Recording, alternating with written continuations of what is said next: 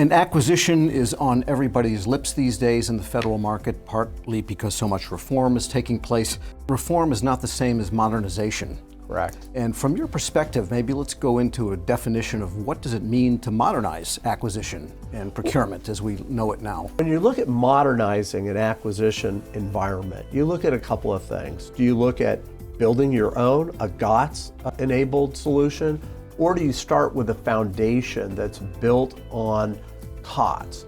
COTS will get you a quicker, more proven, cost-effective solution. And so when we look at things, those are kind of the two sides of the coin that you want to look at. And it seems like current policy is reinforcing what's actually an old idea of having commercial off-the-shelf first as your first consideration. Yeah, the executive order came out in April on that. It was very clear, reinforcing that if we are going to modernize, and we are, you start with COTS as your foundation.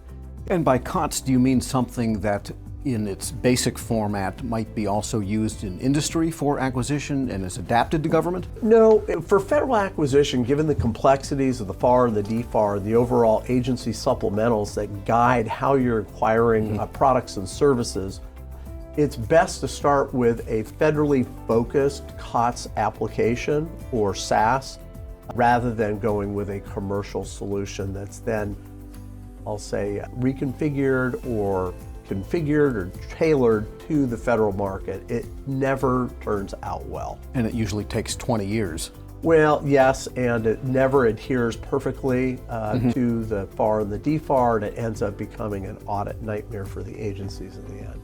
So in other words, then we mean COTS, but adapted to a particular agency's mission and requirements. Correct. So you take a federally focused or purposely built federal acquisition tool or COTS solution, and then you configure it or tune it, as you will, per agency business processes. And often people conflate, let's say, modernization with business process automation. Yeah. But if you want to modernize the process, you don't want to automate it. You want to do something else first. Right, right. So if you take a tool and basically configure it to the current business processes, you've kind of defeated the purpose. You want to look at the entire ecosystem of how you're doing procurements and then optimize that against the COTS solutions and adapt your business processes and then any specific configurations or tailoring to make sure that you remain compliant with those agency policies. It sounds like you have some homework, groundwork to do initially. Yeah, there's a very well-defined, as part of our systems engineering management plan at Unison, something called the Agile Implementation Methodology, AIM. And AIM has 3 phases: the program initiation part, the implementation, and then the operations and sustainment. Each of these have repeatable processes that are well tailored over the years through process improvement to deliver a completely implemented solution for an agency in 12 months. Well, when you're thinking about modernization, I mean, when people think about business process automation, they know what they want to do. Right. They push a button and a bunch of processes happen. How do you think about the goals for modernization? What are you really trying to do? So first and foremost, we're trying to lower the HALT, or the acquisition timeline, okay? We're trying to optimize the process to allow the fewest number of 1102s or contracting officers required to actually do the job. So we're trying to optimize staffing, we're trying to optimize timeline, and we're trying to remain compliant so that you can audit these processes and in the end and come out with clean audits. So the goal then is more efficient, to use the current term of art, you might say. Efficient and effective. On the technical side, a lot of agencies are looking at the low-code, no-code types of solutions to modernize.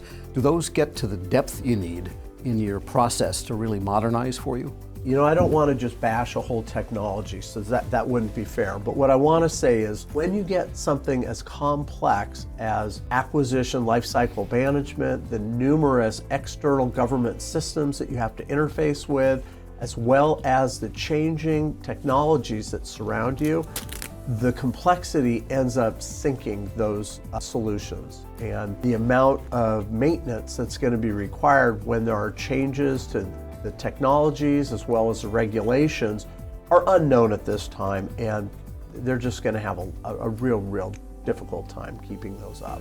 All right, so to summarize all of this, I know I want to reduce procurement times, I know I want to be more efficient, I want to stop driving my 1102s crazy. Give us your best steps for getting started to that path of modernization. So the first thing that I would recommend is basically looking for commercial off-the-shelf solutions, request information, market surveys to meet your agency's needs. Don't be overly specific with your requirements. Allow the hot solutions to demonstrate the ability that is proven and useful in other segments of the government, and then determine the best path forward for redefining, re-engineering your business processes and how those can then fit into a commercial off-the-shelf product. So you might find some insight across the hall. You will find insight across the hall.